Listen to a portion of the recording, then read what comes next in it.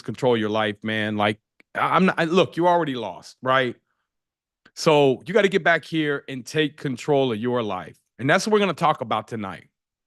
Um, you guys have watched the story, a lot of you guys, how my son, um, 17 years old, he quit school. He had one, and look, man, I know a lot of you guys are like, oh, well, he needs to get his diploma. Like, why? Just in here, somebody comment below and tell me why. I want to know why we feel like a diploma is important. I bought about a $500 million in real estate. Nobody ever has asked me for a diploma, not one single person. So, if you want your kids to be employees, that's probably important, right? Um, and I'm not saying that that's maybe where they might have to start there. I'm not saying that path is right for everybody, but I put the work in so that my son does not have to worry about that. And I had a couple years ago, man, I had this epiphany, and I think that's how you pronounce it. You guys know what I'm talking about? An epiphany? You know what that is? Can you guys cut your cameras on too? Austin, Kevin, Tim. Um, I had an epiphany, and it was like, I wanted to raise my son up to work really hard and I thought about like how I was raised up. Like, he's got to work really hard. He's got to do this. He's got to do that. And then I thought, like, well, why did I work really hard just to have my son work really hard? And I thought, that's doesn't seem right. So that was indoctrination. I was indoctrinated to feel that and think that. And so look, I'm not here to tell you guys what to do. I'm just telling you to think for a moment. Don't just believe everything you hear. Don't just believe that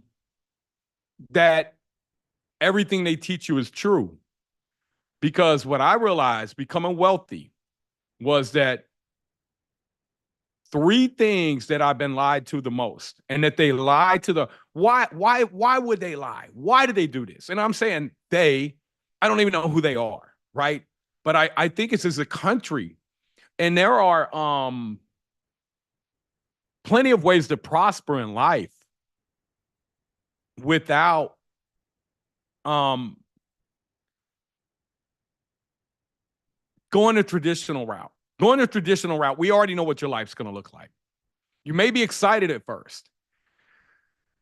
I guess here's what frustrates me the most is that when I talk to these young kids, and young, 17, 18, and I hear them tell me that they're going to college and that, when they get out, they're going to crush it and, well, how much you're going to make. And they tell me 60, 70,000 a year.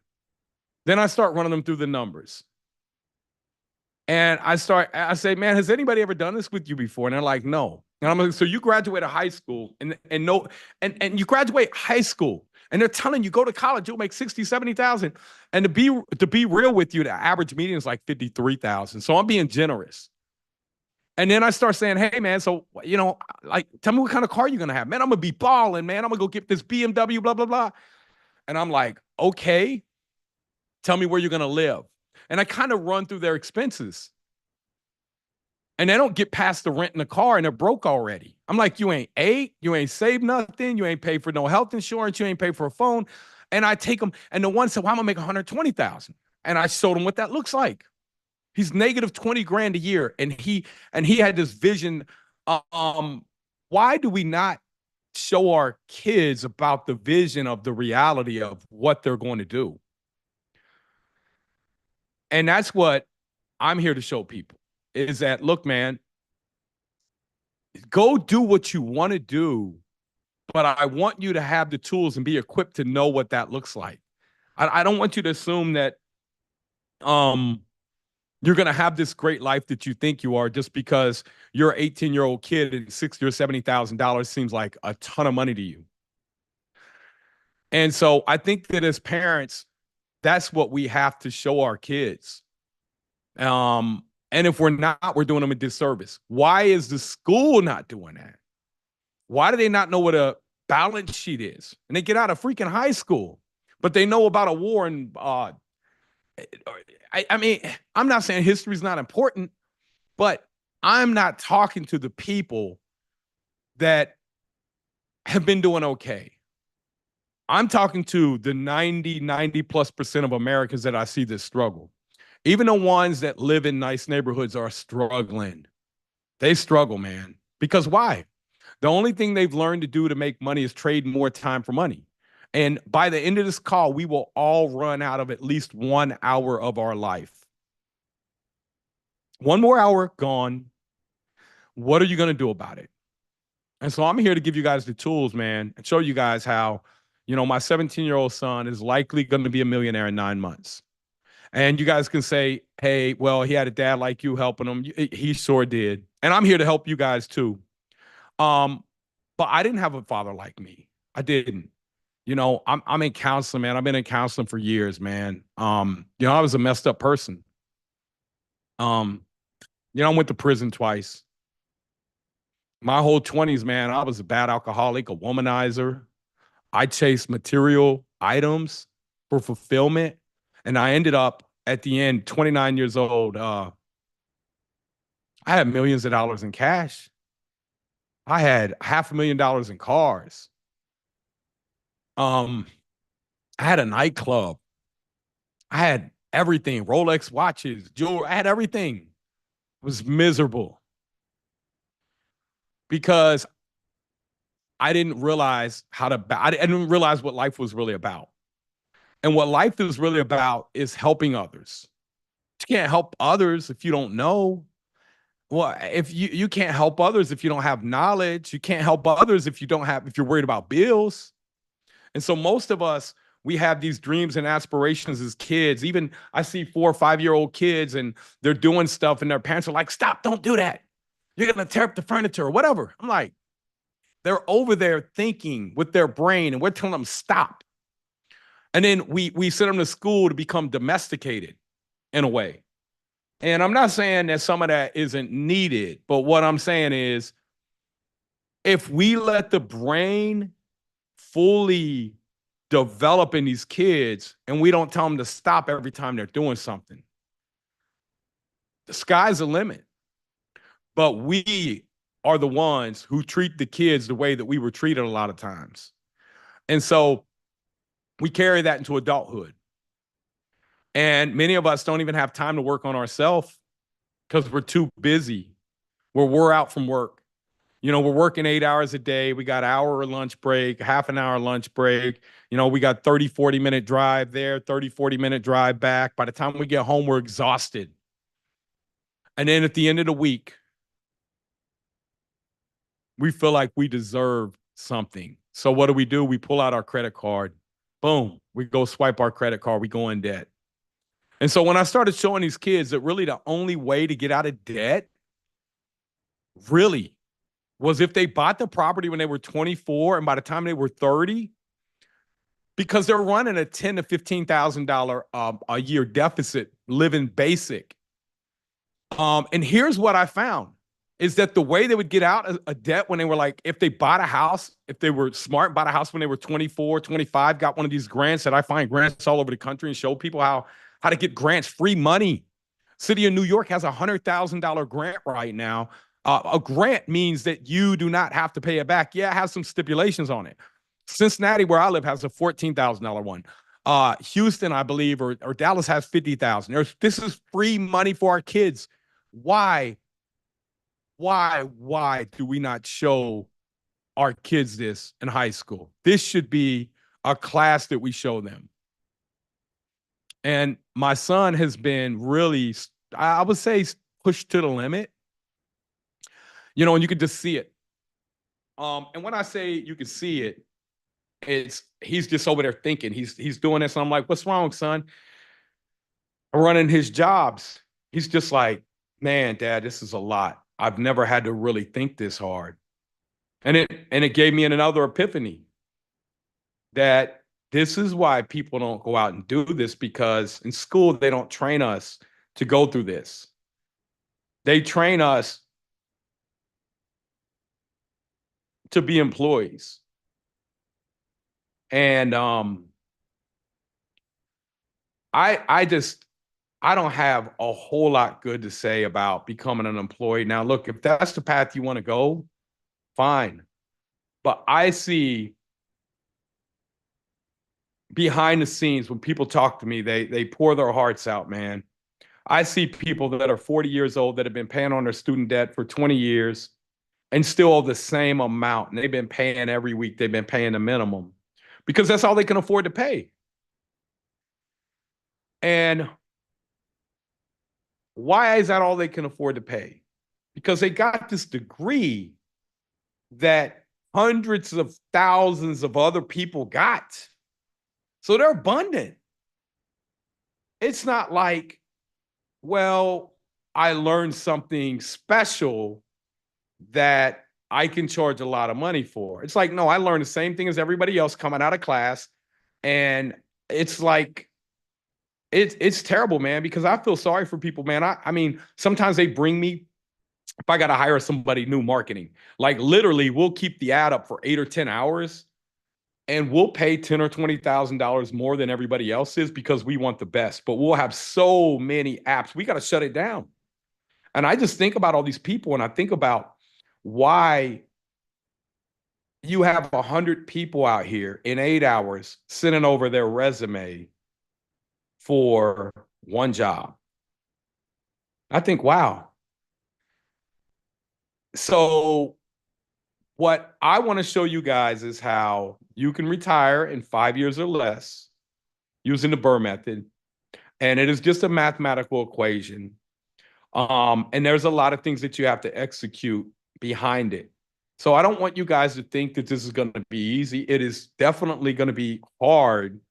But if you learn the skill set, you know what they say, man, it's 5 years of sacrifice or 50 years of struggle. And that's the realest thing, man, is that I see people that are in their 60s and they're still struggling and they've worked their whole life. And, they have one incident, 2 or 3 months wipes away their savings. And then it's even worse. I see people that have worked hard their whole life, and I'm not going to say no names, but I had I had a death in the family a couple nights ago, and I can't help but think like, it was one of my cousins, and her father worked until he was 78. Good job, served in the military, passed away at 80. He was 82 or 83 a few years ago, but he worked until he was 78. It was all he knew. And I don't think he left him much money at all. And when I think about my family, I think about you guys. I think about America. I think about how I've seen my family work hard as anybody. I mean, with the flu, go to work because they had to. And then, for a guy like me, 4-time felon, alcoholic, got sent away to an orphanage when I was younger. Be able to make a substantial amount of wealth. And I just want to share with you guys how I did it. I want you guys to know that that this world is beautiful. It's a beautiful place, man. Really beautiful. So, Val, can you, I'm going to show you guys Caden's second house, and I'm going to pull up his first house too. He got it rented out. Yeah, give me 1 second. Do you have any pictures, the pictures I sent you earlier, Val? Yep. That's the house right now. We're about 2 weeks in. You got the before picture of it? Yep, give me 1 sec. Yep. And so, I don't know if you can pull them up side by side. If you can, great. If not, Yeah.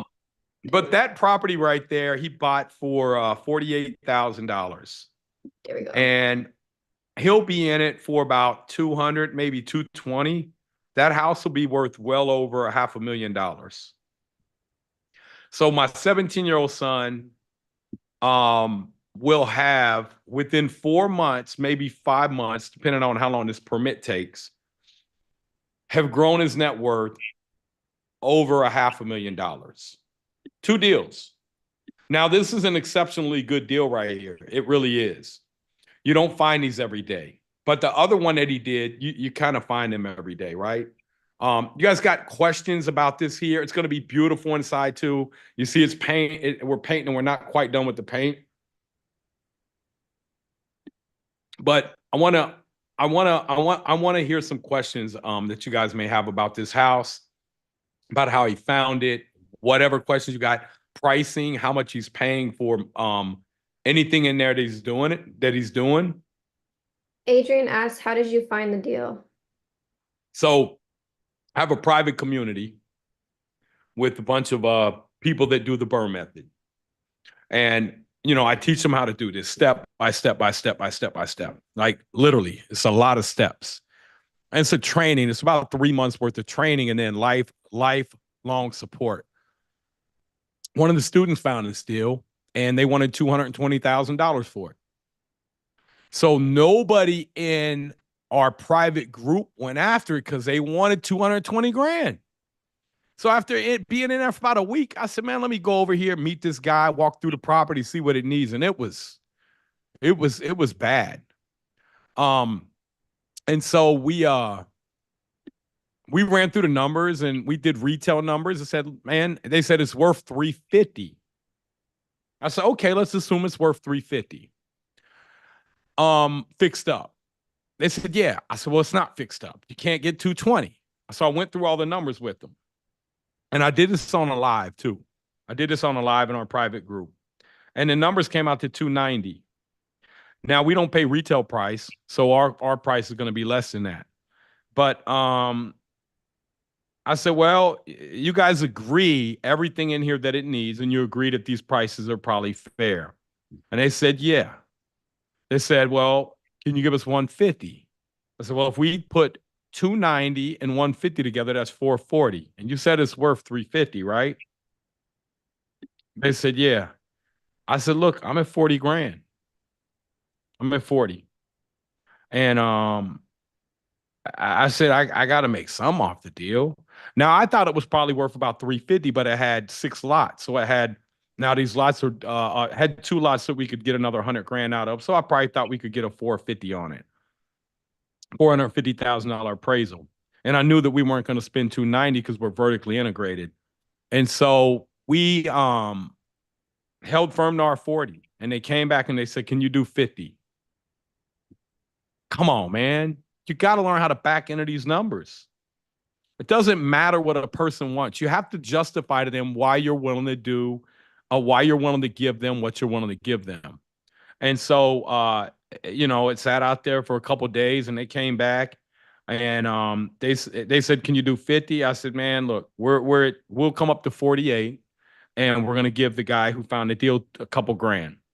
And they were okay. And the guy who found the deal said, look, I just want to help y'all out. Y'all can keep the other 2 grand, take the 50. And they said, no, we insist you take the 2 grand. That's how we got the deal.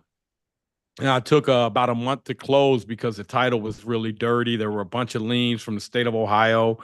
Luckily, they ended up being on somebody who was associated with the property and not the property itself.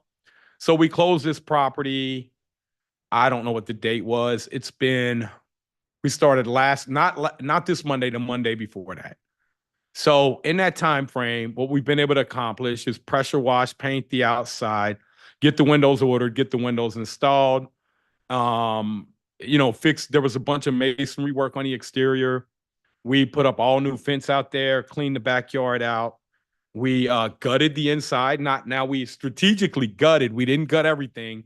Ran all new electric. All the rough in is about 90% of the way done. We have the framing is about 90% of the way done. Tomorrow, I believe the framing will all be done on it. This is a 60-day job if you know how to run it. Now, if somebody else came in to do this job, it would probably take them 12 to 18 months to do. As a matter of fact, there's one right down the street. They started in February. They're probably about as far along as we are, and they started in February. I mean, inefficiency in operating, and they paid $150,000 for that. There is not a lot to do in these properties. You gut it. I mean, it takes a week to do the demo. It takes another week to do the framing in the electric. You know, maybe about 3, 4 days to do the framing, and then the electric is a week for the rough in. And you can also run the plumbing at the same time the electricians are running that, and the HVAC. It already had a good HVAC unit for the first and second floor. The third floor, we got to put a PTAC unit. Not a PTAC, mini split. We'll probably put up there, just because that's one floor. That's a big master bedroom with ensuite. So these things, if you put them together right, they're not really hard to do any of this stuff. Now, I've done about, I don't know, 4,000, probably over 42, 43, 4,400 units. I quit counting. But I was able to do this and scale up from doing single family to multifamily.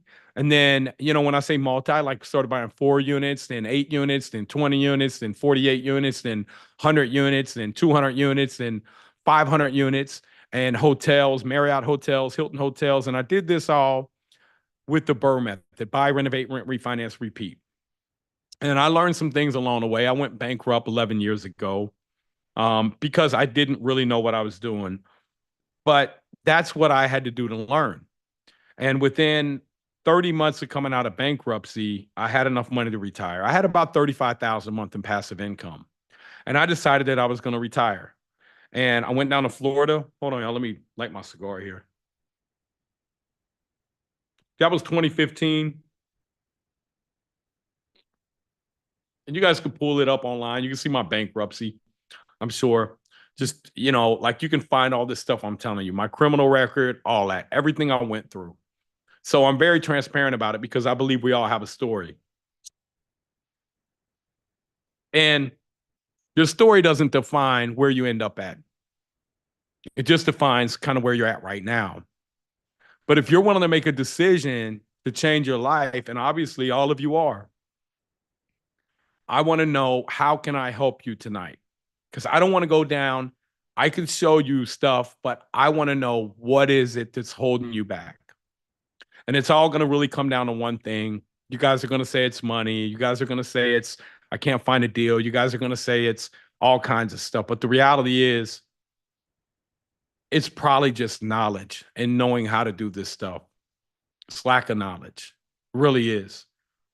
Um, and it's not finding a lender to do a refi for a cash out. Sheila, that's not it. It's knowledge. Again, Sheila, if you could tell me your circumstances, I'll give you the solution. So tell me the circumstance why you can't do a cash out refi, and I'll tell you the solution. You can take the screen. You can take that down now, Val. Thank you. Because there's a solution. I already probably know what the solution is, but I need to hear a little bit more from you, and I'm going to give you a solution. Okay. So let me share with you guys my Google Chrome here. Let me just share my desktop and then do this here. Let me go over here.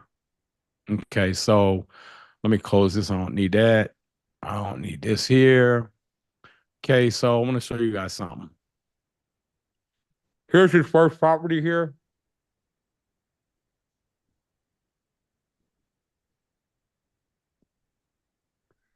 That's not it. Okay, so we're gonna go. This is Caden's first property. He got it rented already. Move in is the 2643 Acosta. So let's see here. What do you guys think this property's worth here?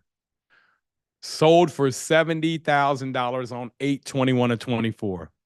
Now, Zestimate is 172, but this property's worth 300. I'll show you why. Okay.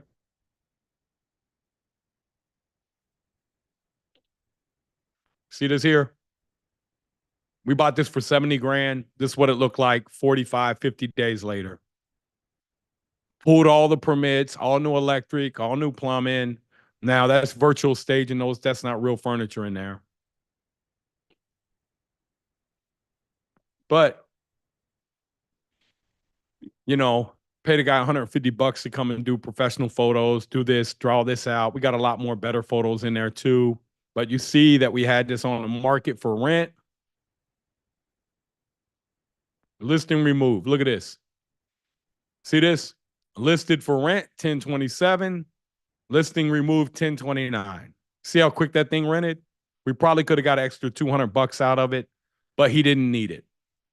He's going to go cash out 40 or 50,000 more than what he has in it. And let me just go here and show you. So here's our property right here. See this here? 70K. And our property is 1,660 square feet. This one here is 1,400 square feet, sold for 271. So when we look at new comps in this area, here goes one, sold for 305. No, that one's not a comparable. This one over here, hold on, let me see here. This one here just sold for 306. About same square footage, 306. This one they did nice here. This one just sold 4,424. We're gonna use this type of railing on the other property. So, this was nice property here. Nice, clean, nice backyard. Ours has a nice backyard too. But they kept this old wood door here, nice fireplace. That's what the house is worth in today's market here. They did a nice kitchen. See the colors.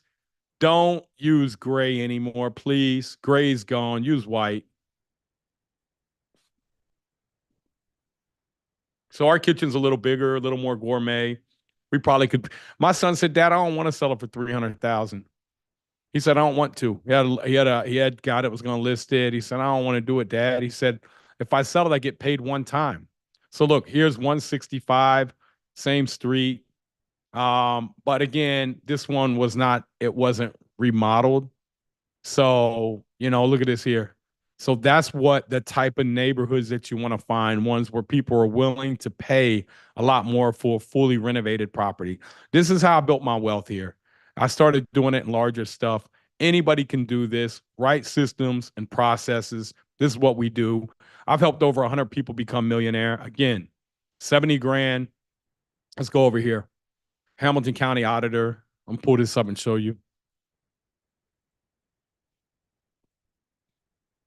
Want you guys to see what this house looked like. Um, Beforehand, let's see here.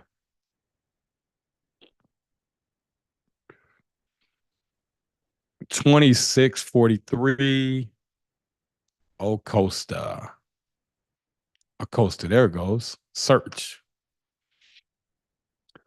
So here's what this house looked like when we bought it here. You know, Old storm windows. We put new roof on, took this antenna down. Just, like right here. 60 days, man.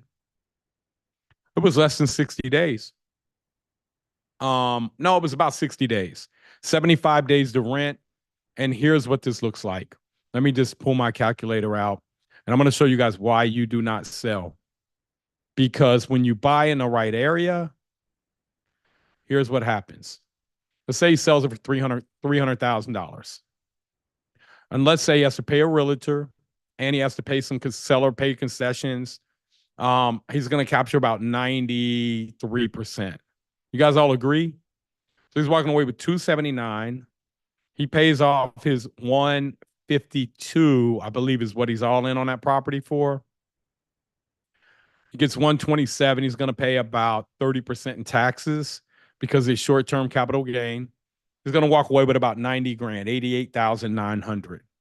Now, that's it. He gets paid one time. Never again does he get paid. If he takes his 300,000 and he borrows 70%, he's borrowing 210. He's going to have about 5,000 in closing cost. 205 minus his 152. So he's got 53 grand. You know how much taxes he has to pay on that? Anybody know how much taxes he has to pay on that? Anybody? Saying And it's zero, nothing, none, zero. why? Why? Let me show you this. He's going to borrow 210. His rate's going to be about 7%. So that's 14.7. His rent's about $2,000 a month. Or hold on, 2,000 a month times 12 times. He's going to run about a 95% occupancy over there. And his cost to run this thing are going to be about 5,000 a year because he got a tax abatement. That's going to be his taxes, his insurance, his water, his sewage, his trash, his landscaping maintenance, minus the 14, whatever it is, $14,500 in debt. So he's going to make 3,300 a year. Let's say he hangs on to this thing. Let's say next year he makes a little more because he goes up uh on his rent. Let's just say he goes up 3.5%, which is kind of normal a year to the power of, let's say 5 years. See what that rent's going to be. See that? So 2,375 times 12. And let's say his expenses go up from 5,000 to 6,000. His debt service is still the same. He's going to lock that debt in minus 14,500 in debt. 8,000 plus 3,000.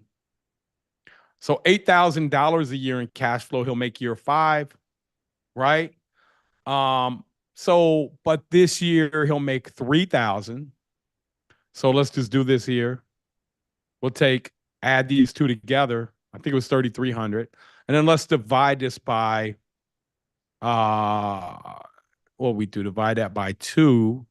So his average would be this if he held it for 5 years. 27,500 in cash flow plus 50. What did he cash out? 55 grand, 52 grand. That's 82.5 plus his equity. This property is in an area here that is likely to appreciate by, there's a lot of demand. The cost to build is extremely high. Let's say it goes up 5% a year, which is on average since 1963. That's what you get to the power of 5 years. The property's worth 382 minus he borrowed 210. Let's just say it was interest only minus his 210 plus his 80, what was it, 83,000 that he made in cash flow and cash out refi. $250,000, one property. Why isn't every American doing this? Because they don't teach you this in school. Because if they did, all you guys that own houses, they go up in value. You may go through an area where they go sideways for a while. You may go through a time when, people were saying, oh, it's a terrible time to buy. Well, let's go look and see. When was that time? Show me on the chart. When was it? When was it? When was it? This 1963, we're at 17.8. 1970, we're at 23.9. 1980, we're at 64. 1990, we're at 121. 2000, we're at 179. 2010, we're at 219. 2020, we're at 329. Where do you think we're going to be at? Where do you think we're going to be at 2030? Think this chart's going to lie to us? All of a sudden, things are going to crash down? It's not. You know why? Right here. They print more money. They're devaluing currency. You know what else they do? See this here? 1984, 22,420 was the average median income. 1990, average median income 29,940. 2000, average median income 41,900. 2010, average median income 49. 2020, 68. Where you think we going? How do they qualify you for a loan? Off this right here. So if we know that money's going to keep going down in value, if we know that people are going to continue to get wage increases, and we know that we can find an area that is going to need more houses in the future, and to build a house now costs way more than existing inventory, we got a winner. Let's just go see. Let's go see if they're building anything new around here. And let's see how much it costs for anything that they're building new.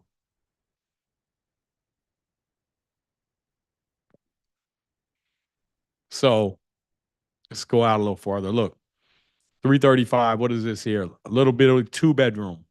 Let's go over here and find something that's 2.74 million. Okay, that's not what we're looking for. So here, 350. What is this here? 3 bedroom, 3 bath. 550, 3 bedroom. I mean, nothing, about a little bit more square footage than what we got. But this is the cost to build new. This is what it costs nowadays, man. And so this here probably had some tax subsidies with it. So the cost to build new is far superior to the cost to buy existing inventory and renovate it. And a lot of times when you're buying these, let's just go see real quick. See what kind of finishes these houses have. This one they're not showing. This one here, 340. Let's see what kind of finish this has here. It's a container home, maybe. This is not bad looking floor plan. I mean, it's actually a pretty nice house. They did a good job on this. So not bad at all. Comparable to what we got. Ours is all brick. This one here is probably a better location, but that is why you can get so wealthy in real estate if you understand this stuff. And for those of you that say you can't find deals, you know what? Let me not assume what you guys are saying. Let me hear from you guys. What's holding you back? What's holding you guys back?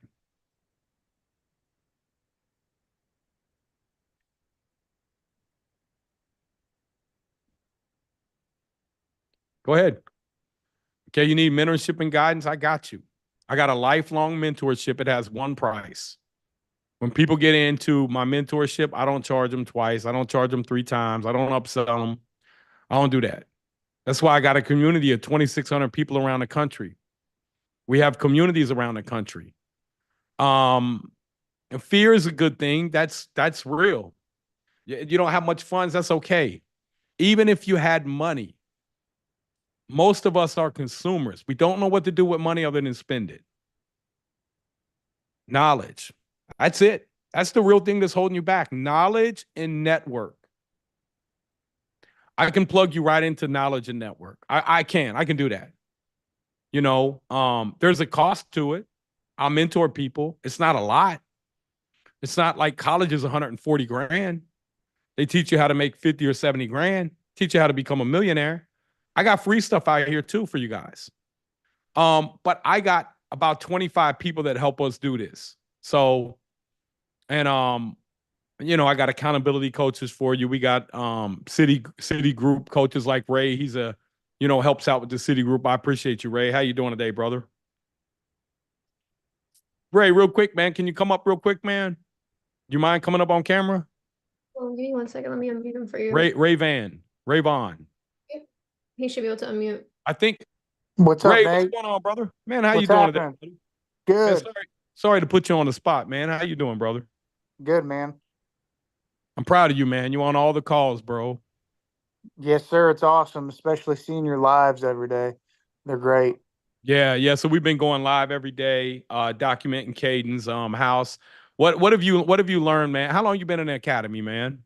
I think like 3 months probably. What have you learned, man? A ton. I was when I first got into the group, I was doing my calculations on how much cash flow can I get, do I need per month to quit my job? And then once I learned about the whole cash out refi um game plan, that just changed my entire perspective. Like I just did a cash out with Adam and pulled out 40. No, no, no. And Wait. it's still Tell them you pulled out. Tell them about the deal. How much you buy it for, man?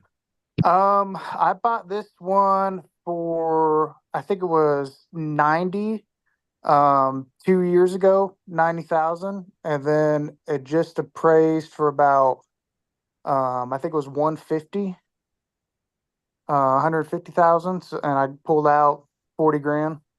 40,000 cash, and you still got cash flow, right? Yep, still got cash flow. How much you had to pay on that 40 grand in taxes, man? Zero, tax free, baby. So, but you were already buying properties before you joined the academy, right? Yes, sir. I lived where Tico lived. So I had six duplexes, and then moved to St. Louis and sold two of them. So I got four duplexes and back home in Indiana.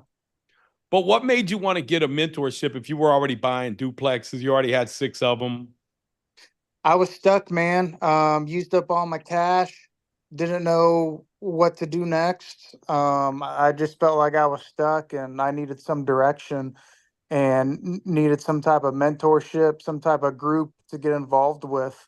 Because I was lost and stuck. Didn't know what I was gonna do next, really. Now you in about 3 months. How you feeling, man? You have a clear path? Yeah, I got a clear path, clear game plan, using Deal Machine. I'm calling, sending mailers out.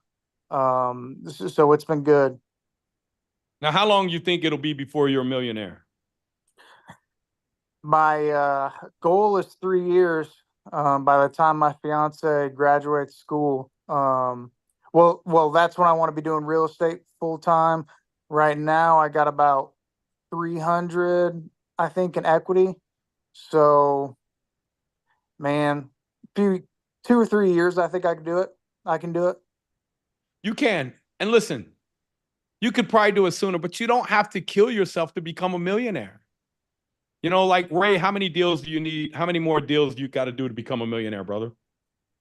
Probably five or six with good equities in them, with good equity in them. Yeah, five or six, if And that. so, and so, are you going to like? Because some people think when I tell them you can become a millionaire and retire in under 5 years, do you think that that's possible? Oh yeah, 100%, hundred Did you think percent. that was possible before you joined the academy, brother? Um, no, not really, because I didn't know how to structure everything. I didn't know how to look at deals correctly.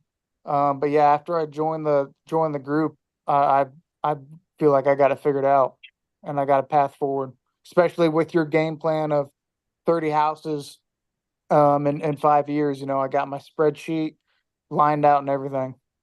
Yeah. So, like the lives every day with Caden, like what have you got? What have you learned, man? Um, a lot of construction going on, and that's what I'm learning. So to see you walk through the property, talking to contractors mainly, in the morning when you're just hammering phone calls, getting contractors lined up, making sure they have a game plan, making sure they're working efficiently. But that's the value I see in it. Hey, Ray, you coming in town on the 16th, brother? I don't think so. I'm traveling. You guys having a meetup? Yeah, they posted it in the group. It's mainly Columbus, Indianapolis, Cleveland, Cincinnati, Louisville, Lexington. We're having a meet up here in Cincinnati, but because we got city groups all over the country. And if you want to come, let me know, man. Okay. I'll get you a hotel room. You be my guest, man. We'll have a good time, brother. I But appreciate we'll it, probably brother. have a few hundred people come in town. And Okay. that event's free. We pay for all that, man, for our students. Um, and I got two amazing. I got a lot of amazing people like you that help us out because you guys are passionate because you see that this can change people's lives. Yeah. What would you say to somebody that's sitting on the fence right now thinking, man, I can't do this? I was on the fence too, about getting into the group, and having a clear path forward. And I mean, week one, I was like, yeah, this is it. This is the group I need to be in. And you can definitely do it. You know, just follow your game plan, listen to the course, get on all the lives, and the main thing for me is seeing you do it and being on the lives with you. Seeing you grind every day. It gives me hope, that it's possible. It's not just possible, brother. Like it's 100% doable. Now, Yep. here's what I also want to tell you, Ray. You're gonna have times where you're gonna doubt yourself because that's just human nature. We doubt ourselves. You probably even have maybe people in your family that hopefully you don't have people in your family tell you, but most of us have people in our family that tell us, man, you can't do that. You just need to get a job, right? Um, because that's what we've been taught, man. I mean, is that like where you at with that, man? Your family supports you? Yeah, yeah. Family supports me. You know, I'll make a Facebook post telling everyone I'm looking for houses. Uh, Family shares it. They're on the same game plan. But you know, there's some people at the W-2 job who don't think it's possible, who are going to be stuck, working that 8 to 5. But it's just I use that as motivation. Yeah, yeah. Well, man, thank you for everything you do, brother. If you can come in town on the 16th, man. It's Okay. called Friendsgiving. Deshaun posted it in the group. Okay. Deshaun Yeah, is I the did see that. Yeah, he's the Cincinnati president, and T. Marie's the Columbus president, and they're doing an amazing job. I called them today and check in on them. Like, man, I ain't heard from y'all, man. Where y'all at on this, man? And I'm like, how many people y'all got coming? And I'm like, oh, dude, y'all don't even know how many people y'all got coming. Y'all gonna like get you guys get a count on that. So we're gonna have Okay. an Yeah. amazing time, brother. If you can come, let me know. I'll get you a room. We'll Okay. hang out, man. Have an amazing time. Thanks again, Ray. Appreciate you, brother. Yep. Appreciate it, brother. Yep. Yeah. So we got weekly coaching calls, man. More than you can get on. Like how many weekly coaching calls we got, Ray? You think? Oh man. I think there's three.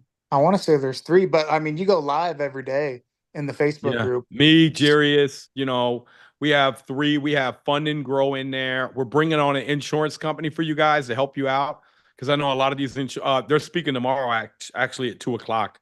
Okay. I think Christos and a couple other students are going to be doing a 12:30 tomorrow and talking about deal analysis, maybe breaking down some CoStar data. So again, man, appreciate you, brother. You're gonna crush it, man. Thanks, Let me know brother. if I can ever do anything for you, man.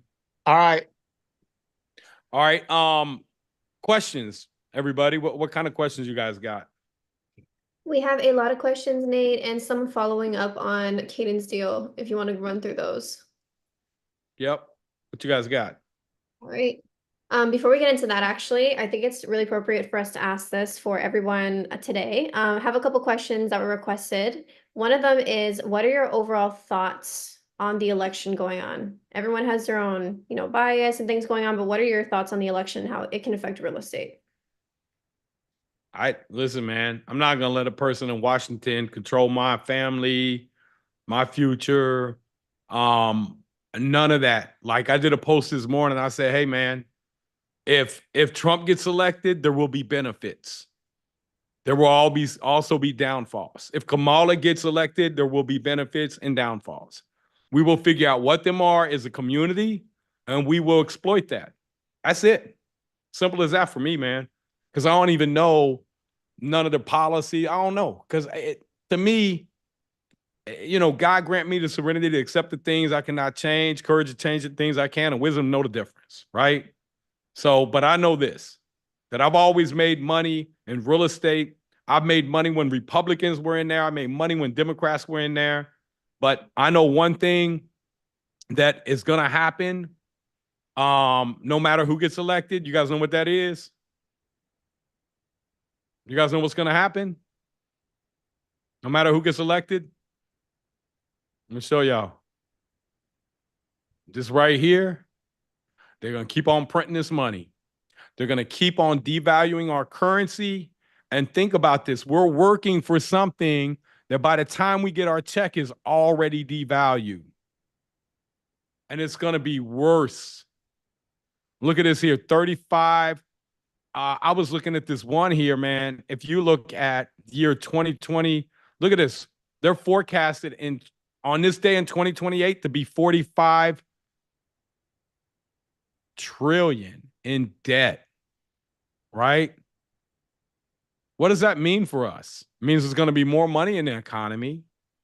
It means that money's going to be devalued by, what is that, 30% what it is right now?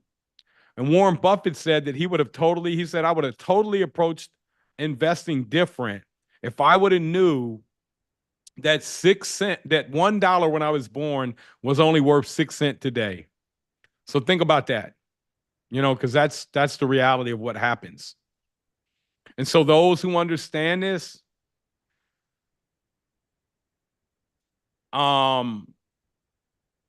capitalize on it. Those who don't, they get capitalized on. Got it. I really like that answer. I think that's going to help a lot of people.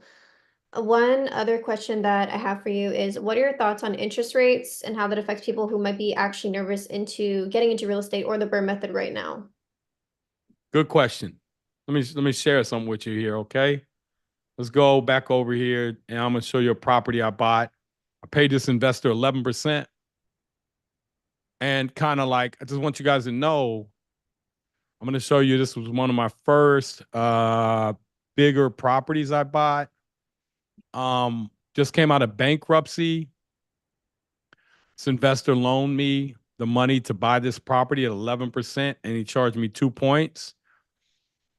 See if the transfer here. Okay. See what I paid for this? $220,000. It sold for $1,035,000. Then it sold for $480,000. Then they went into foreclosure, and they owed $1 million on it when it went into foreclosure. So they paid $480,000. They pulled a bunch of cash out. I paid $220,000 for it. McMillan Capital Group. Then I transferred that to Oak Harbor Apartments. Then I sold it, Oak Harbor Apartments, to Annie Mae for $1.65 million. I bought it for $220,000. I paid this investor 11%. I held on that thing for 5-6. I bought this in February. Okay, so it closed.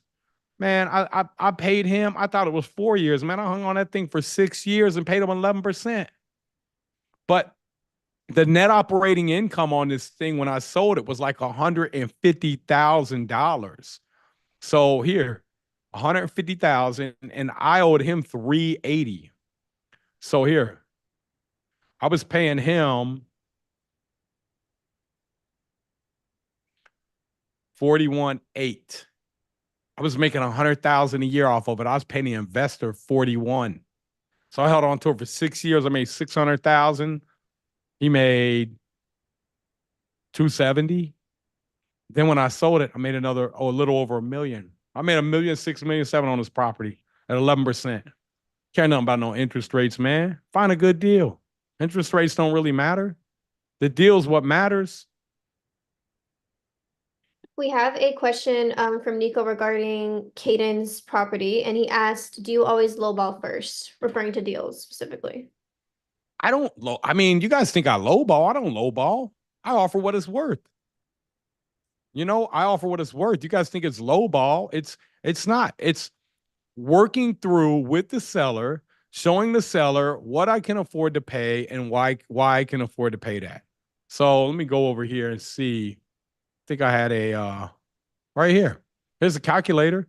This one's worth 201. I know I can get a 75% loan on it. It's 6.5%. 201 at 75% is 151. My construction costs, which are going to be over here, which I uploaded, are going to be 67,850. My closing costs are 4,500. My holding costs while vacant is 4,000. My utilities are 800 while vacant. My lease up fee is 300. My grass cutting while it's vacant is 300. My insurance is 480. This is while it's vacant, while I'm renovating it. My property taxes My contingency, my 20% contingency on is 67,850, mean my total costs are 92,400. My max offer is 58,850, right? So if I pay 70,000 for the deal, I'm gonna have 11 grand stuck. I need to buy this property at 58,850. And if he can't take 58,850, I'm probably gonna offer him 40 because I want to get some cash back out. This thing has a 1.3 debt service coverage ratio.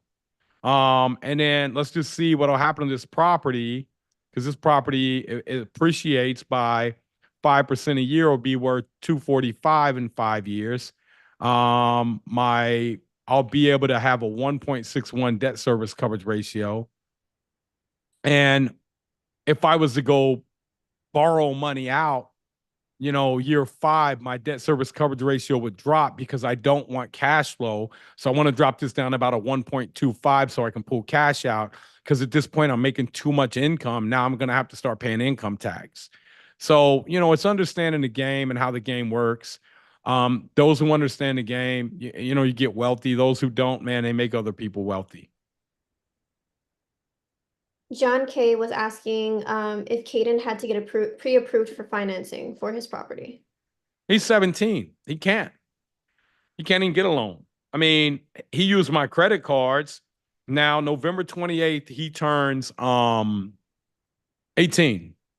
So the day he turns 18, yeah, he's going for a DSCR on his first property, debt service coverage ratio loan. He doesn't need any documentation. He just needs a 680 credit score, which he has. iPhone is asking, how did he figure out the rehab costs? Did you add extra for anything that was not seen? Yeah, we always add contingency, 20% contingency in there. We have a spreadsheet. We know what we pay per window. We know what we pay per square siding. We know what a cabinet costs us we know what a cabinet costs us to get on the ground installed. We know what the countertops cost. We know what the faucets cost. We know what electric costs per square foot. We know what flooring costs. We know what paint costs. We know what drywall costs. We put it in our spreadsheet over here, and this thing here will break down, all of your pricing right here. So my glass block windows are $200 a piece. My windows are $400 a piece. I got 14 of them. This is it right here. I mean, my electric is $7 a square foot for all new electric. That's $7,700 for the whole house. My plumbing is $750 a fixture. I got 8 of them in there. My shingle and roof replacement is $300 a square. I got 16 square on this house. My HVAC system, I didn't need one. My concrete and blacktop, that's $11 a square foot for the concrete to tear out and replace it. 200 square feet, $2,200. I mean, it's all broken down. And then it's broken down even more because these are 27.5-year items, which goes towards the basis. These 15-year items, I'm able to depreciate this a little bit quicker and take advantage of the tax code, which we kind of go into that too in our academy. Have an attorney coming to speak about that, CPAs, and have them teach you guys that stuff. Ray, is Ray still here? Yeah, he's still here. Hey, can you unmute Ray again? Yep. Ray, do you understand as a function now how the maker schedule works, brother? Yeah, on the 2.0 calculator, I haven't fully grasped my head around it, but I've played with the sheet. And I did recently, since I sold a house last year, I did a cost seg study, so I assume it's kind of similar. Yep, it is. But this up front, you don't even need a cost segregation. It's taking all your receipts, knowing which item they're allocated towards versus the IRS code, which is the modified adjusted cost recovery system. It allows you to take depreciation quicker. So would you rather take your depreciation right now or over 27.5 years? You'd rather take it now because if you don't use it all, you get to carry it forward. It defers you from paying taxes until you get rid of that asset. Then you have to recapture that depreciation. So what I teach you guys is literally, and Ray, you got to get in and you got to understand. I know you're learning a lot, man. 2-3 months. This is a lot to learn. This is like a freaking master's degree in college, right?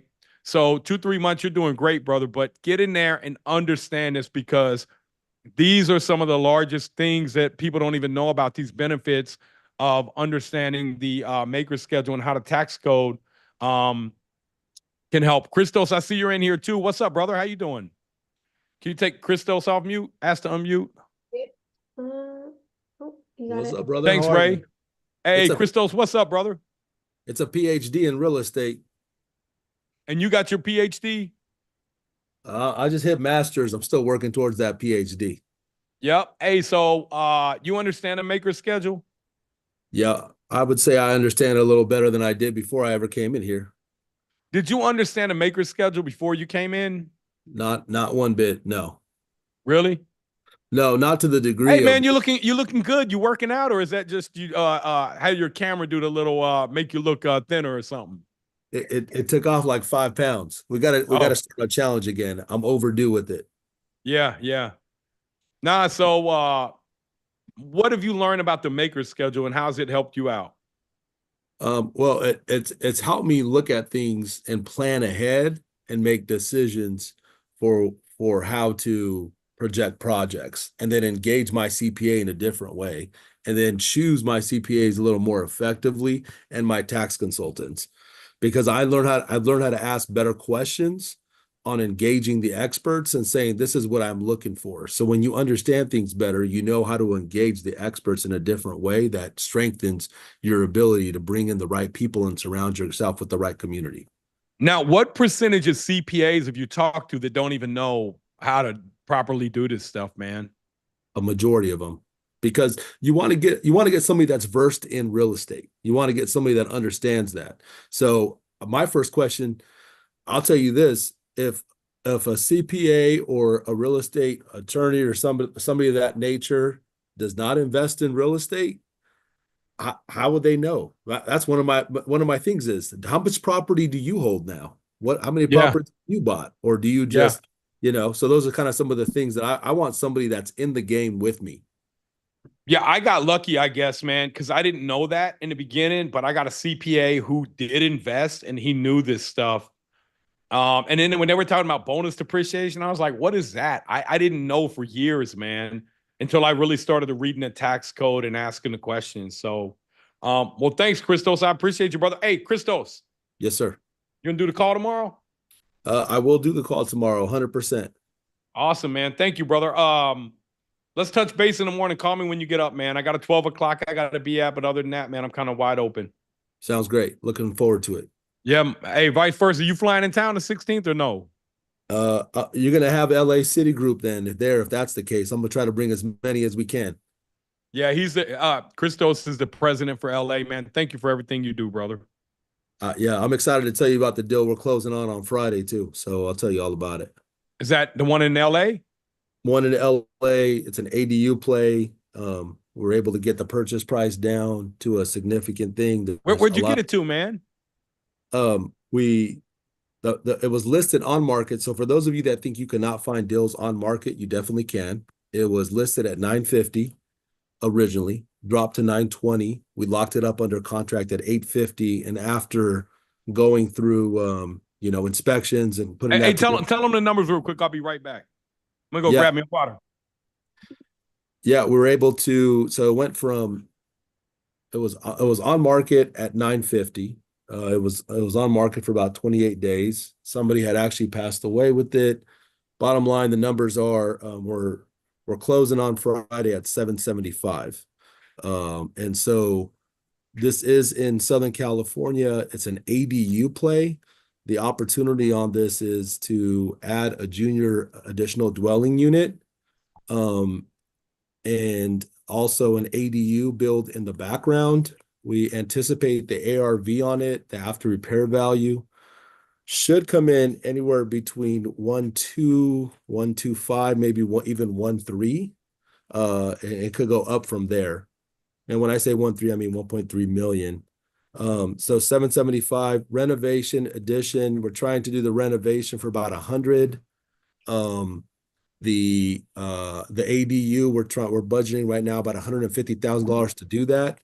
And then this is another thing that I learned within the academy is to look for abatements and other things that are available, things that I had not even considered. This sits in a historic district, and within that historic district, if you qualify and maintain the historic preservation, you're able to take advantage of what would be a 60% reduction on your taxes. And in California, that's pretty huge, as long as you maintain that historical preservation over that period of time. That can be upwards for 10 years or even longer.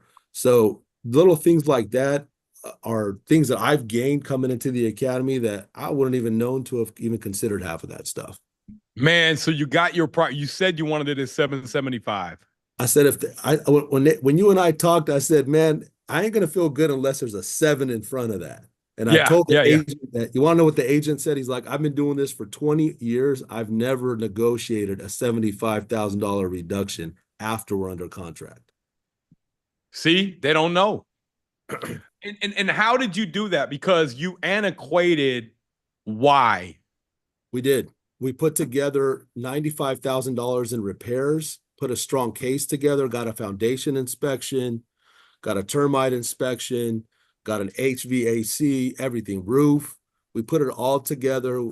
It's knob and tube, something that for those of you that are versed in construction, you would know. But before I was in the academy, saying knob and tube was like, I don't even know what that is. And should I even be worried about that?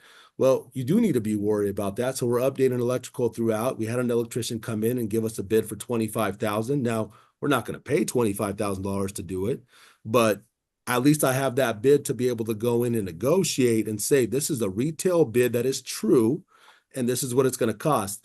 The realtor packaged that up and gave the explanation to the seller's agent, and they came back with the $75,000 reduction.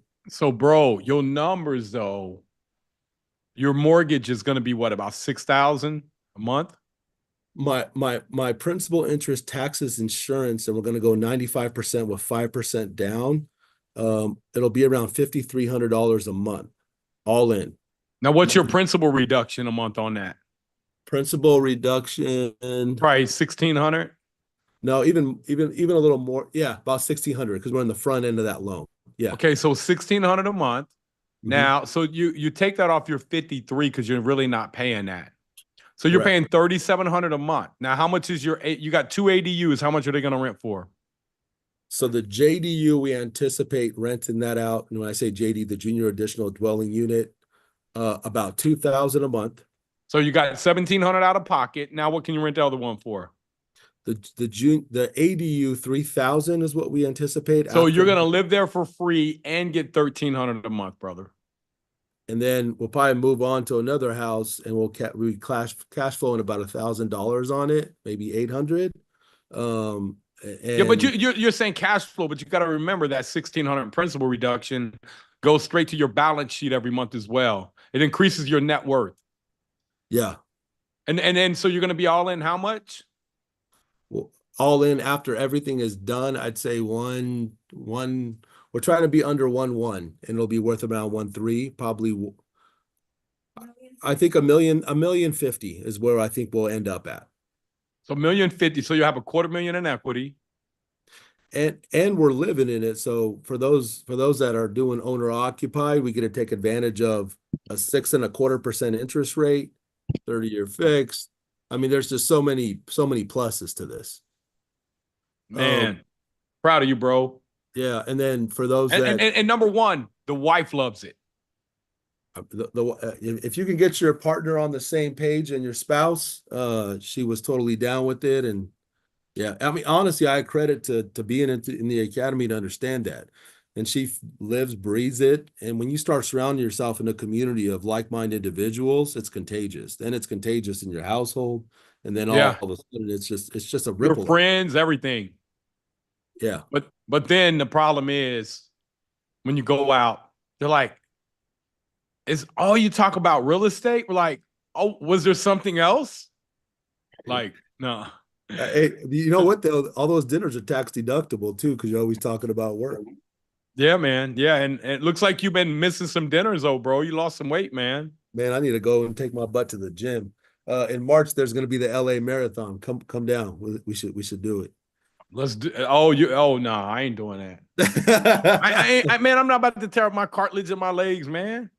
I know. We can Man, I watch get it. on one of them scooters and follow you guys though. Let's do it. Bird. They're popular. Yeah. The birds are Well, awesome. Thanks, they brother. are. Well, thank you so much, Christos. There you have it, man. LA, you can do it in LA. He's gonna make $250,000 off of his primary, and you're probably gonna stay in there for 2 years so that you don't have to pay any taxes. You think, or Yeah. The beauty of it is if you're, as you guys know, if we decide to, if we're in there as long as 2 out of the 5 years, you don't have to pay capital gains if we decide to trade that into another property. So if we decide to go into something else, great. But if we decide to keep it, I think it'll be a good thing. One other thing that you've taught us, and people that have been in the academy for a while, I've heard them look at these kind of things. We looked at the city, we looked at what they're renovating. They're putting over $200 million into the area to uplift that area, like literally a block down the street, and that whole area is going to come around and change. What is that going to do to the area? It's going to create appreciation. It's in a prime location. I've learned this the hard way before, and even during the academy, you make bumps on the road. You have to pick the right areas. And what we learn here is to go down to the specific street. Like you yeah, got to consider the street. And yeah, so, yeah, you down know to what the I mean? street, man. That's what you got to do. Yep. Well, Christos, thank you so much, man. I love you, man, and thank you for everything you do, brother. Love you too, brother. Thank you. Yep, I'll talk to you tomorrow, man. All right, let's get through some of these questions, y'all. Yep, we have a few more to go through. We have one from Daniel. He's asking, hold on, give me 1 second. Sorry, we have one from Nilo, and Nilo's asking, what is the best way to vet contractors for your deals? Interview them, talk to them. We go through all that and show you that in the academy. Actually, I had a bid the other day. Let me see if I can pull it up, y'all. Let's show y'all. I did this in the academy. Christos, did you see this when I did the takeoff with the contractor? You took it from 120 to 70 or something. It was crazy. So let me The show y'all what drywall, he. right? Yeah, the drywall one. And this guy's professional, man. He's a professional guy. I'm gonna show you guys his bid here. Hold on, y'all. Wilbur. Wilbur Ramirez. Here it goes. Ah, dang it. It must be in one of my other inboxes here. You know what? Let me just send it here real quick, y'all. Go ahead and ask some more questions. I'm gonna show you guys what I did the other day, kind of in the academy. I showed them how to do a takeoff because you guys know what a takeoff is? Yeah, tell us what a takeoff is, Nate, because I didn't know what it was until I heard you say that a few times. Okay, so what it is verifying um the board counts and everything. So let me just send this to, I don't even know what freaking email this is here. You know what? I should have it here. It should be in here, man. A takeoff is basically just going through. I'm going to show you how much I was able to get this guy's bid down to. I'm pulling up my email right now, y'all. So, dang it. Let me see here. Let me go. Maybe it's in this inbox. Nope, it's not in this inbox here either. Nope. All right. So I don't know, maybe. Okay, so I'm getting new stuff in here. Let me just send this real quick here. Let me send this to, you know what? Let me send this here to myself. I don't know why it's not showing up. So a takeoff is when you walk through and you verify with the contractor. A lot of us don't do this. We just trust that the contractor is going to give us the right stuff. And I went through and I physically showed everybody how to do a takeoff. He was saying it was 120 boards in there. And this is a big job too. So it wasn't all boards. It was literally, let me see if this comes through. Okay. So here I got this first one here. This is the one I'm looking for. Okay, so here's his bid. Let me share the screen with you guys here. Dang it. Where is this at here? Okay. Where's my Zoom? Trying to find you guys here. Okay, here we go. Let me share my screen here, y'all. Okay, so you guys see my screen? Huh? Yeah. Yes. All right, so here was his bid on November the 1st. So hung and finished drywall ceiling 6720, 3200, blah, blah, blah, 36,645. After I did this walkthrough and showed everybody in the academy how to do it, same scope of work, 28,225. So $8,000 I got on the knockoff.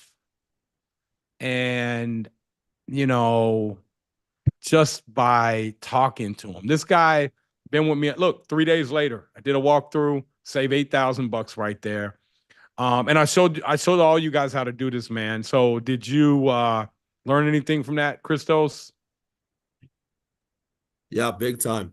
I think the biggest thing that I pulled away, and I hope others have too, is go in and measure everything. So we have drawings being made for the property I was referencing earlier.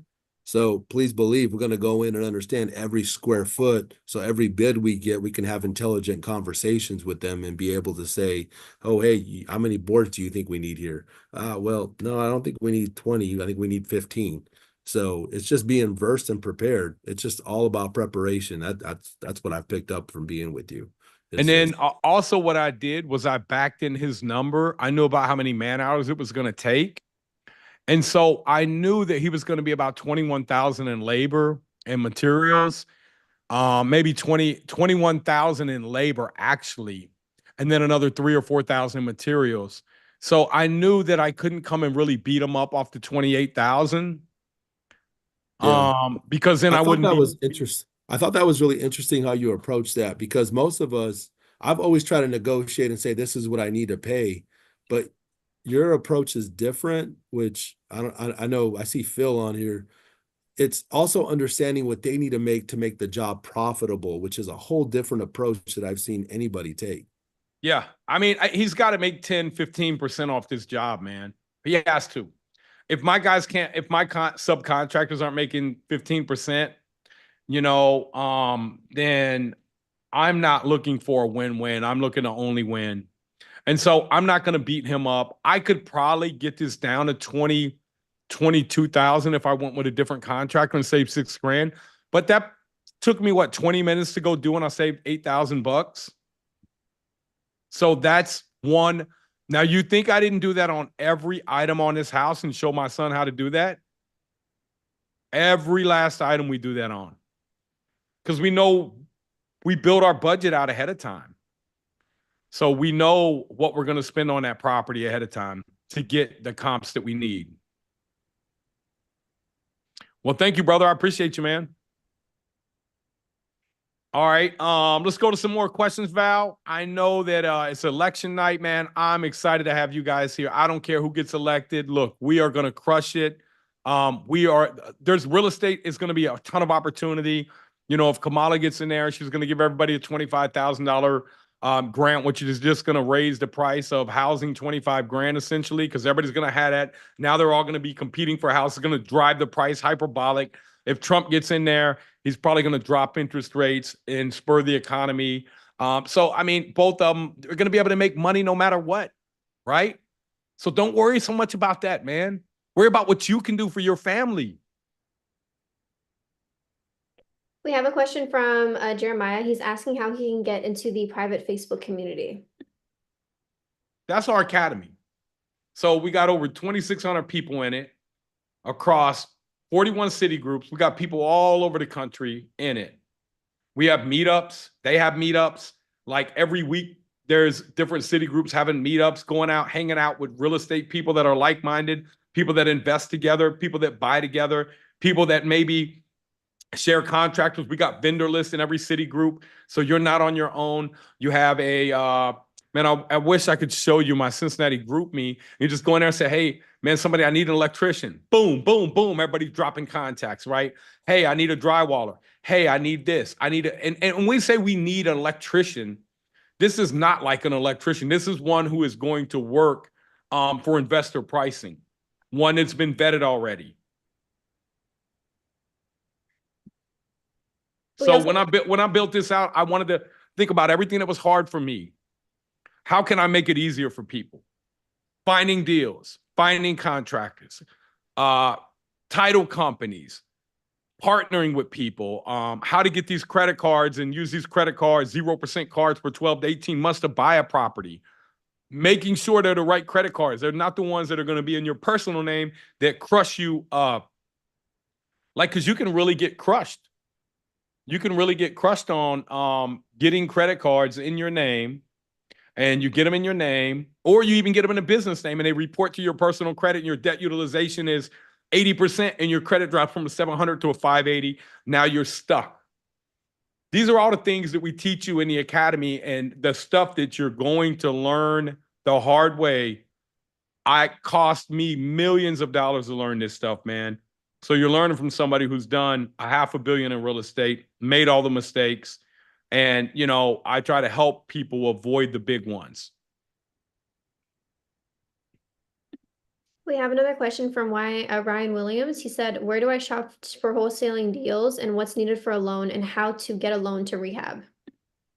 Well, first, you got to know your numbers. You got to know what the lender's looking for. He's looking for a 1.2 debt service coverage ratio. You're going to have to know how to deliver that. You're going to have to know how to put that together in a pretty little package and say, hey, man, I already got my stuff together. I'm going to hit a 1.21 debt service coverage ratio. Here's going to be my reserves.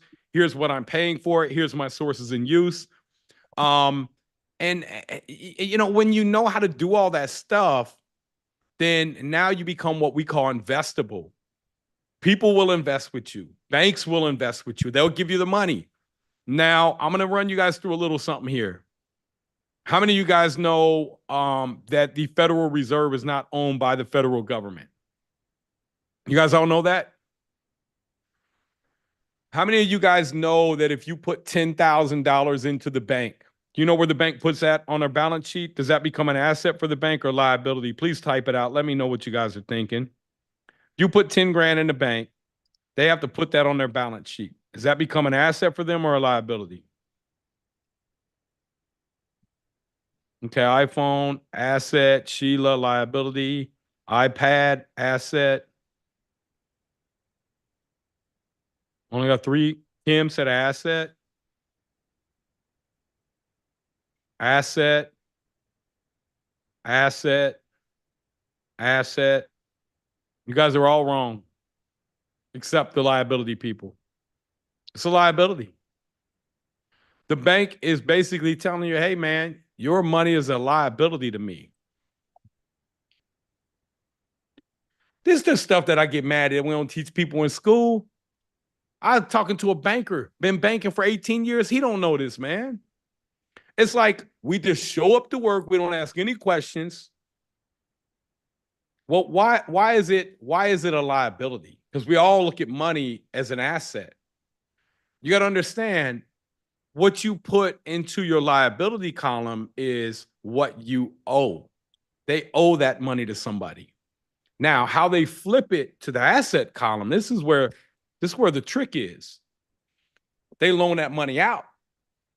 So now I got money in these accounts, and they tell me, man, bring $250,000 over. We're gonna give you 4.74%. Then I look in there in 3 or 4 months, and they're giving me 2.74%. And I gotta call them up and say, hey, man, that was the introductory rate. Man. But you know what they do with my money? You know what they do with your money? You put 10 grand into the bank. How much of that you guys think they can loan out? How much of that 10 grand can they loan out on the liability side? Someone said 10, 100K. So you guys are there, man. It's 10x is really 90K they can lend out. Not 90%. 9 times. They can take that 10 grand and turn it into $90,000 worth of loans. Now, do you guys think that's fair? The banks is pimping, man. You guys think that's fair? Come on, I want to see your comments, man. You guys think that's fair? You should be upset about this, right? You guys don't think it's fair? I do, because you know what? I know how to get that money from them. So here's what you got to understand. We do the BRRRR method. We're doing the same thing to the banks that they're doing to the consumers. We're doing the same thing. All we're doing is we're taking an asset, we're forcing the value, we're going back to the bank. We have no money in the deal. We get our initial down payment back, plus more sometimes, and then we buy more assets. If you get enough assets, it's where you become wealthy. It's not the cash flow. And I'll show you guys why.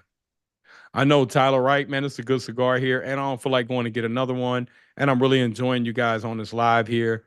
So let me jump over here to my desktop. I need my calculator. I'm going to show y'all something real quick, man.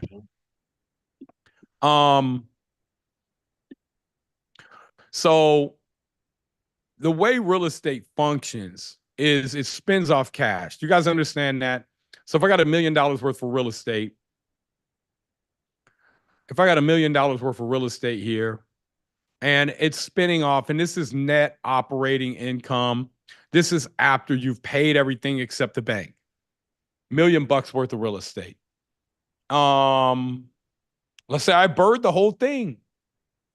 I BRRRR'd it at 75%. I only owe $750. I got $70,000 in cash flow. My taxes, my insurance, my property management fees, my maintenance, my turnovers, everything is accounted for. That $70,000 is what is left. That's called net operating income. Now I borrow $750,000. Let's say I borrow this $750,000 at 6.5% or 6.75. Oops, hold on. 0.0675.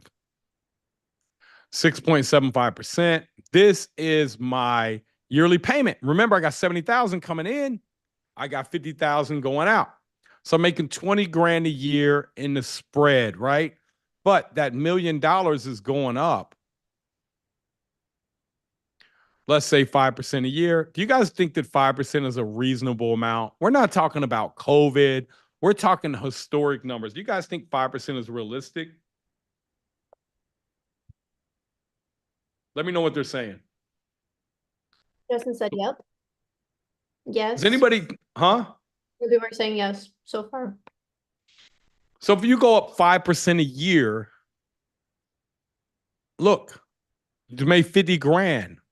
Year 1, year 2, year 3, year 4, and year 5. Now, what are you going to do year 5? Because remember, you got 1.276. Now, by default, you've raised the rent. Got 7% coming in. Now you got 89 coming in, and you got 50 going out. Now your cash flow is higher. Now you're gonna make 40,000 instead of 20,000. But what I'm gonna do is I'm gonna go take this 1.276 and I'm gonna go borrow 75% of this, and I'm gonna pay off my initial loan of 750, which by now is probably down to about 710. And I'm just guessing on that. It could be more, it could be less. Now I got 247,000 cash out. I don't have to pay that. Right? Why? Why don't I have to pay that? Who's paying that? The 957, remember I had 89,000 in cash flow coming in. Now on my new loan, I'm going to borrow this money at, let's just say rates are at same 6.5, 6.75. I had 89,000 coming in. Now I got 27,000 in cash flow and $250,000 in cash I don't have to pay taxes on. This is what I teach people how to do, and I show them how to do it. And my son, at the end of 9 months, will probably have 8 properties that are worth on average $370,000. So he'll have $3 million in assets going up 5% a year. He'll be making $148,000 in his sleep divide that by 52 weeks, $2,800 a week in appreciation. And you guys, a lot of us, man, we see people work their whole life and never even understand this. And that is why I am on a mission to show people this. Because when I understood this stuff, man, I was really shocked. I was really shocked about the stuff that we teach people in school, and then we're not showing people this. So if you guys are interested in mentorship, hearing more about it, man, just comment mentor below, and we'll get on a call with you guys to see if it's what you're looking for. Let's jump into some more questions. We have a question from Adrian Marshall. He said, for someone that is new and doesn't have much experience and trying to find their first property to BRRRR, what property should they avoid? Your first property, you want to do more of a cosmetic. You want to do more cosmetic. You don't want to jump in and do something that's a heavy lift. You don't want to do things where you're going to have to rip out a lot of walls. You want to understand the permitting process, what you're going to have to get permits for. You want to understand your debt service coverage ratio. And you want to understand the size of the unit versus how much you can rent it for per square foot. You also want to make sure that you're in an area where you're going to get appreciation. Not every area has appreciation. Those cheap houses that you can get, let's say you can buy a house for, 80,000 and get 12 or 1,300 in rent. It's probably not an area that you want to be in, because here's the problem. Yeah, you got $400 a month in cash flow, but let me just show you guys this here, man. So you got $400 a month in cash flow, right? 400 times 60 months. You're making 24,000 over 60 months, but let's say that the AC unit or something breaks. That's minus $4,000, right? Let's say that you're gonna have to replace the flooring and the carpet year 5. That's $5,000, right? So what happens is all your cash flow, you got to repaint the unit. Let's say that's another $4,000. What happens is you end up really not making any money, and an $80,000 property is really still only worth $80,000 because you bought in an area that was oversaturated. And you probably didn't buy a house that was really renovated right, because for $80,000 you can't buy a house that's really renovated right. You're gonna have old plumbing in there. You're gonna have old electric. The roof is probably older, the windows. So you're buying a piece of crap house, and you're not really thinking about the future. And the real money is made when I show you how to get, let's say that you're in these houses and they're worth $250,000, and you get 30 of these houses here, and that's $7.5 million. And let's just say you have 75% debt on it. That's 5.625 million in debt at, let's just say at 6.75%. That's $380,000. But you have 7.5 million in assets bringing you in that 7%. That's 525. So you're making, almost $200,000 a year, but the real money is this 7.5 million, which if we take this and we times it by a 1.05, which is going to give you 5% appreciation, and you run it out to the power of 5 years, you compound that, it's worth $9.5 million. You made $2 million in equity. Now you go refinance this. And it's what I show people, man. Stay focused. When you get in the academy, 7.17, you borrowed 5.75. You probably only owe 5.5 on it. So not only are you going to keep a couple million in equity on it, but look at all this cash you're pulling out tax-free, $1.7 million. And we just did a cash out refi earlier this year with my partners over there, Adventure, Steve, Matt, and Robbie. 12 million bucks, man, on one property. We do this stuff all the time, man. Heck, I just got a hotel one night. We did $35,000 this week. I said, man, what the heck? On Saturday night or Friday night, we did 32,000 and 35,000. I said, man, what the heck is going on? And what's that real popular singer? What's her name? Taylor Swift. I feel like Man, you're Taylor Swift. Taylor Swift. She was in Indianapolis, and I own a hotel up there. And I was like, man, I seen the report. I look at my reports for my hotels every morning, and I was like, dang, the most we ever did on that hotel was like 27, 28,000 a night.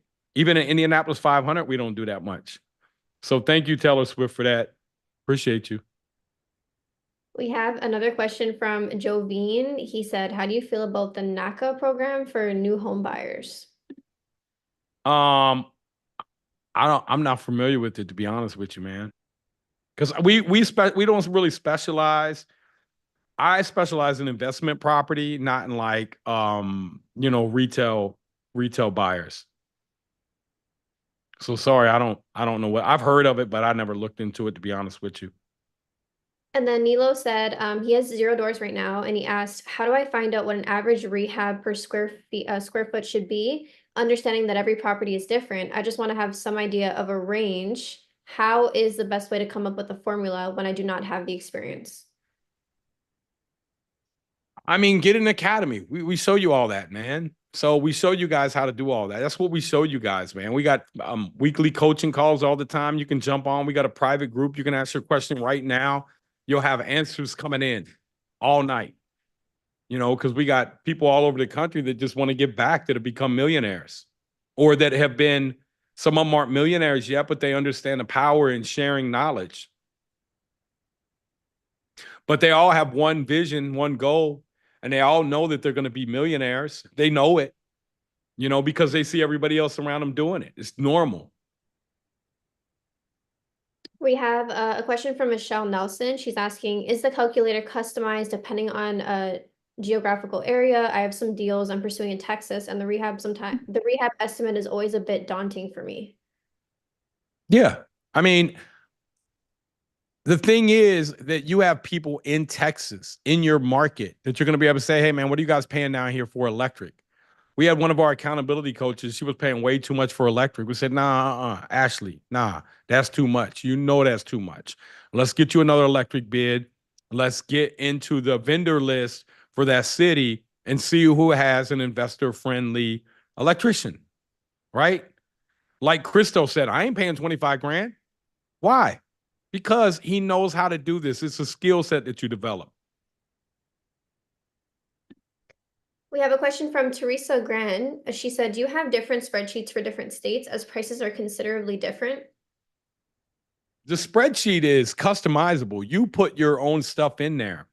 And so what we're doing is we're showing you how to do all this. So yes, there are prices that are different in every state, but we have people in every state too that can give you guidance on how much everything's going to be. We have a question from, there's no name on this one. It says, do you use an LLC or S Corp for your rentals? I was reading that if you use an LLC, you get a higher interest rate for your refinance. I don't know anything about that, but that's going to be something that you probably need to ask your CPA or your tax attorney, because depending on your situation, he may advise you different. I don't know everything you're doing. As a whole, I've never done an S corp for me. I'm not telling you that this is the right way. You got to speak to your CPA or accountant. I've never done an S corp for a piece of real estate.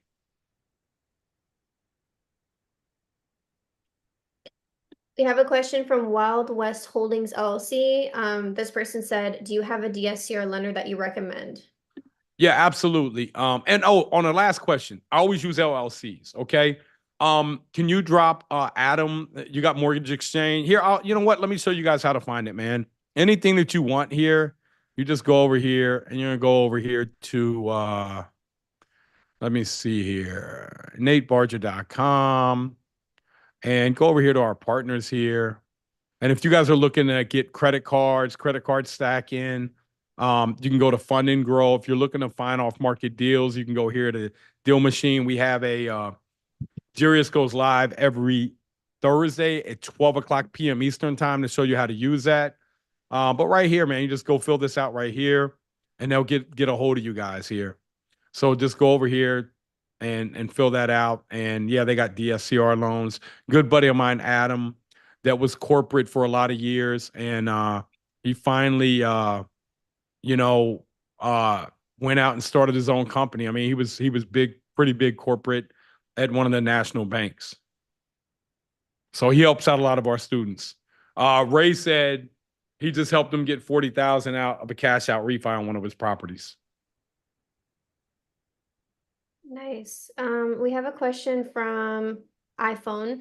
He's asking if he gets into the academy, if there's a deal if husband and wife come on together.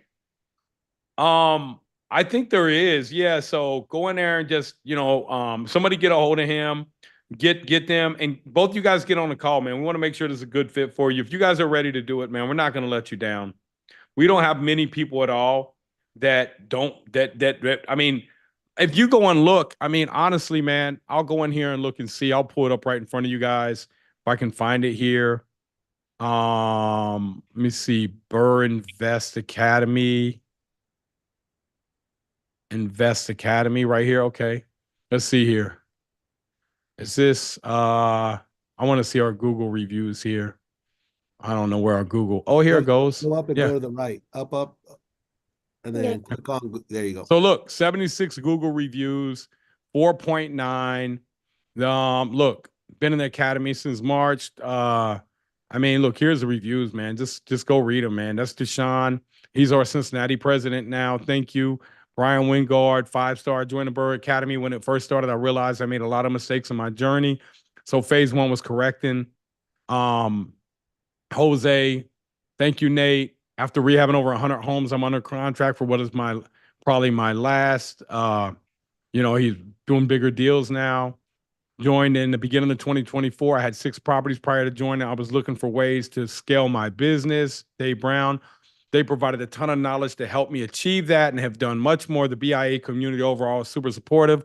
I was definitely a bit skeptical prior to joining. I had read 30 real estate books and figured a lot of it would be repeat information, which it has been, but there still has been a tremendous amount of gems that have been provided, a ton of value to help me growing. If you were considering a mentorship program, I would definitely give this a go. I mean, there was one that was like a 1-star, but that's not even somebody that was in the academy. We got all 5-star reviews, man.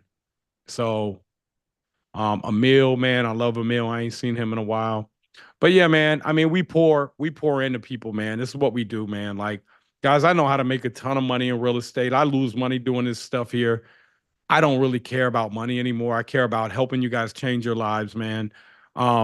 Because for me, man, when I'm dead and gone, the information, the knowledge that I pass on to you guys is going to be changing your great grandkids' lives if you take advantage of it. That's what I'm really after. We have a question from Kim. She's asking, she says she owns a condo outright and wants to leverage her equity. And she said, do you recommend doing that? Or and also, how do I get into the mentorship? Get into the mentorship. I mean, don't just jump out here and do something. Like, I'm sharing with you guys what took me over a decade to learn and millions. And I would say, man, it's probably over $10 million worth of mistakes I made that I wouldn't have made if I would have had this here. When I built this out, I wanted to build this out for my kids. My son's been through the academy several times, and that's why he's out here doing these properties now. He invested in himself. He became investable. So he became investable. And, when he became investable, there he goes right there, too. He just walked up and said hi to me. I'm sitting on the back porch, man. We still got good weather here in Ohio. I think Ohio's the new Florida. Like, it's like 75 degrees today, beautiful out. But yeah, man, I had the Lambo out, man. It was just a nice day out. And so, but when you become investable, like, you'll know what to do. You'll know what your next step is.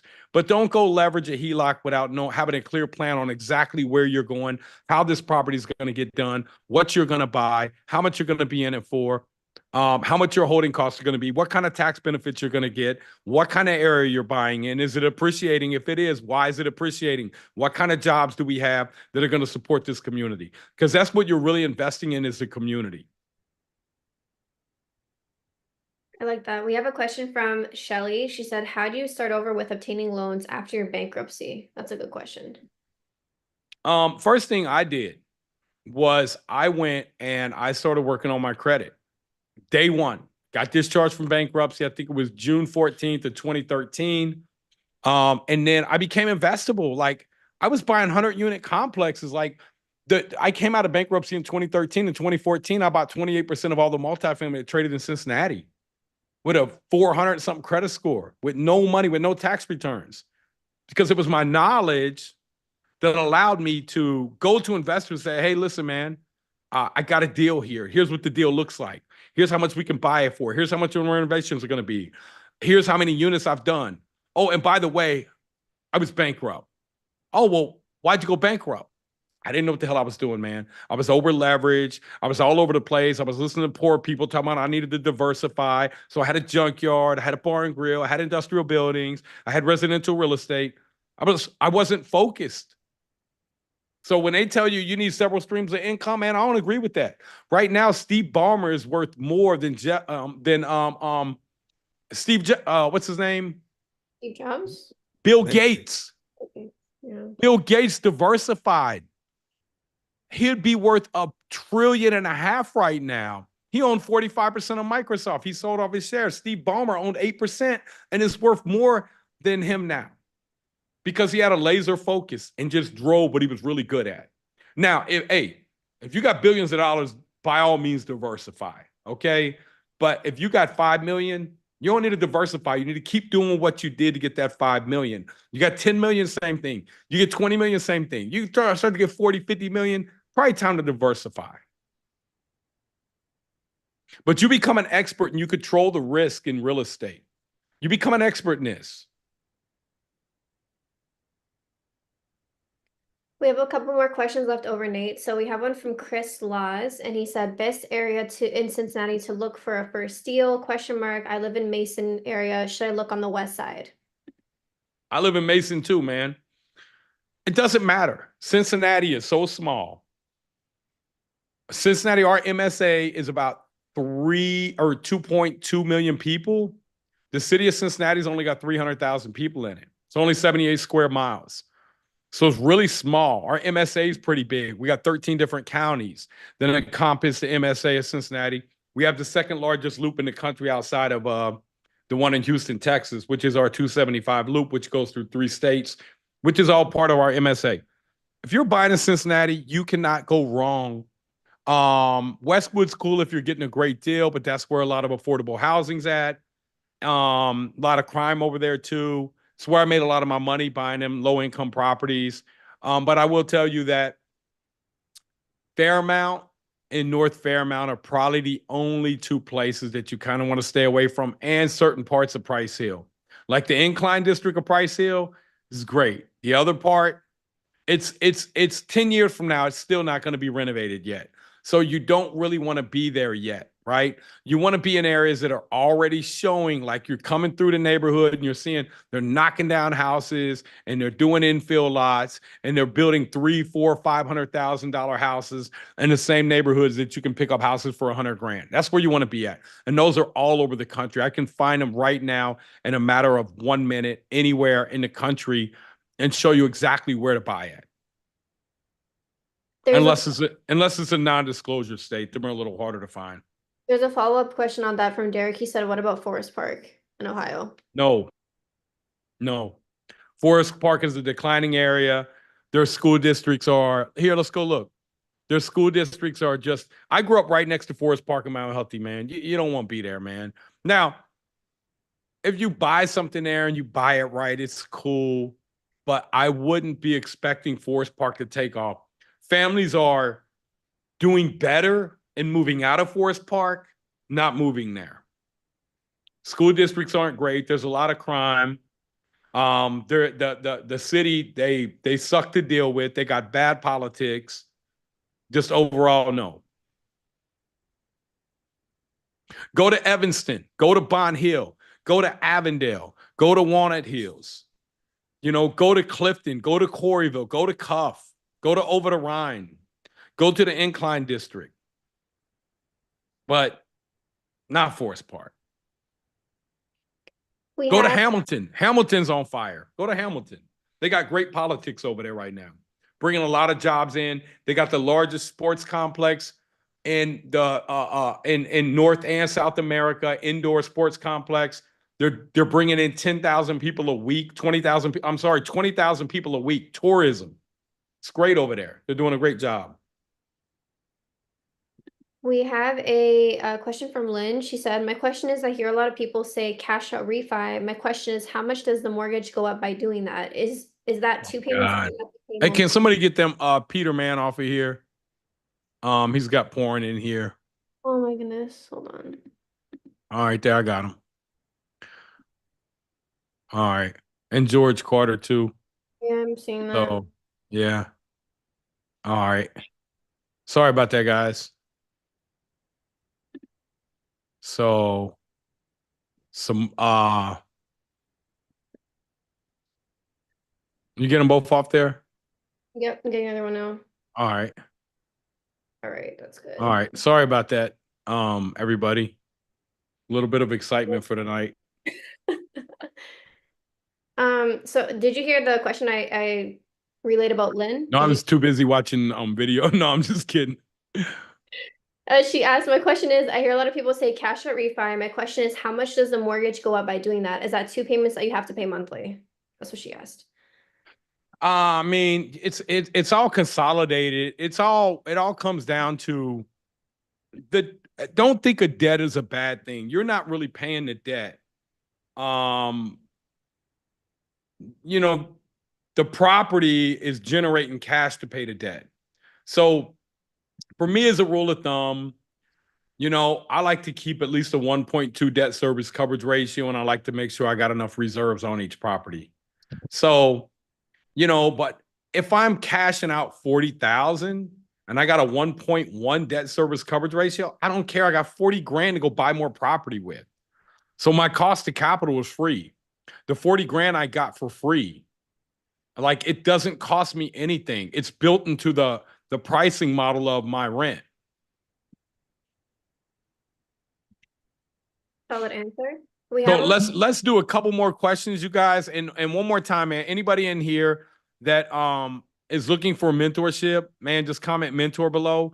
If you do not have that 5-year training that I put together, 5 years to become a millionaire, just comment 5-year training below. I'd love to send that to you guys too. We have a roadmap that we can specialize based off your skill set, based off where you're at, and we'll send you future videos to help you understand this, because there's a lot to understand. There really is. I mean, I know I make it sound easy, and the reality is it is easy for me, but the reality is that I had a high bar. Like, when you get sent to prison at a young age, like, this stuff's not hard. So, like, I went through a lot at a young age. So for me, like, my breaking point, I didn't have a breaking point. That's really not normal, but I'm just being real with you. we have a quick question for Michelle. She said she wants to be part of the academy, but she was told that she didn't qualify or something like that. Oh, really? Yeah. I mean, it may just not have been a good fit for you, man. So, somebody reach back out to her and see. Mhm. Look, if we feel like it's not going to be a good fit for you, so I kind of like, somebody reach out to her and see why. Yeah. That'd be good. We have a couple more questions. So we have one from iPhone that has no name. And basically this person's asking, how do we find our contractors? Again, he wants you to like reiterate what you said about finding contractors or finding deals specifically. Yeah. So, Phil, what are you doing, man? Sharing your screen. You gotta feel crazy. Phil, can you take that off, man? Let me. What? Phil, sharing your screen, by the way. I think that's I don't think that's right, everybody. So that must be one of them fake news channels. So repeat the question again. It was about contractors. Yeah, he wants you to reiterate how you find contractors, like how you find I mean, contractors. we got different trainings on that, man. If you're in our academy, we already got them. Like, we got vendor list. We show you how to get them. You can get them off Craigslist. You can find them off Facebook. There's Facebook groups you can find them off of. I mean, word of mouth, networking. Like my son needed to find, if he would come out here, he would tell you how he found them. Cause I said, man, I ain't giving you my contractors. I said, you got the academy. You reach out. He reached out there. He got a plumber out of there. He got an electrician out of there. He got a drywaller out of there. He got a painter out of there. So out of our city vendor list. Now I told him, I said, hey man, we ain't gonna take no chances on the drywall. Um, I was like, I don't want to get a drywaller that I've never worked with before. So now if let's say I would have had to, I would have went out to one of the academy members, somebody in our city group, and say, hey man, is dude doing drywall for you? Yeah, man, let me come over here and look at his work, right? I would have looked at his work. Then I would have talked to him and I'd have been like, okay. I'd have been like, this is my guy, or I would have knew it wasn't my guy. Go check their jobs, pull up on them, get references, check them out. Does that make sense, everybody? Mhm. Phil said, I don't know why I was screen sharing. That's okay, Phil. You're obviously you want everything red, don't you, brother? Last question to end the night. What advice do you have for anyone getting into real estate investing, or they're scared to take that jump to get into real estate investing? What's the advice you have for those people that are I would say find you a mentor. If it's me, if it's somebody else, don't go and try to do this alone, man. Anybody who's done it can sit here and probably tell you the amount of mistakes that they made along the way was way more expensive than a mentor, and it cost you years of your life. I'm one of those. I went bankrupt because I didn't have a mentor. Because I back then, I mean, the mentors weren't readily available like they are now. Vet your mentor though. You don't want a mentor that sells courses. You want a mentor that shows you how to do stuff. You want a mentor that you can verify has done this, that knows what they're talking about. If you ask them questions, they don't know how to answer them. Hey man, they probably ain't did enough deals, or they don't understand. How can they explain it to you? If they don't understand margins, if they see, the problem is they may know just a little bit more than you and they think you're a mentor. Man, get somebody who's done a ton of this stuff, who has social proof. I didn't start doing mentorship because I wanted to do it. I started doing mentorship because I grew this group, BRRRR Invest, and I was giving back knowledge. And I had so many people ask me, like, would you mentor me? Would you mentor me? And at first I was like, man, I don't know. I just like doing this. And I came out with and the guy that was working with me, Matt, runs my social media stuff. He said, Nate, why don't you just build out a program? And I was like, well, what's that look like? And we built one out. And the very first day, we had over 150 people sign up. And I was like, wow, these people really. And guess what? All 150 people to sign up the first day are still in the academy. So once you're in for life, man, and you will continue to need it. Trust me. It's not something like, well, I got 40 houses now, I don't need it. No, you still need it, because you got 40. There's people in there that got 200. There's going to be different levels of questions that you need.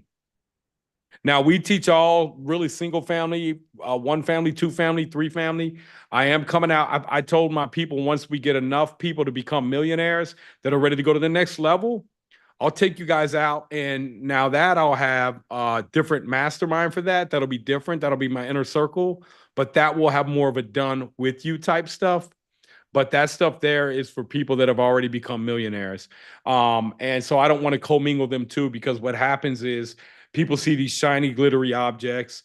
And it's like going to the gym and you see somebody that's benching, 350 pounds, and you want that. Well, you have to do what it takes to get there. You can't just go do that, because you're going to get hurt. You need someone to spot you. Awesome. Well, I guess that wraps up for tonight.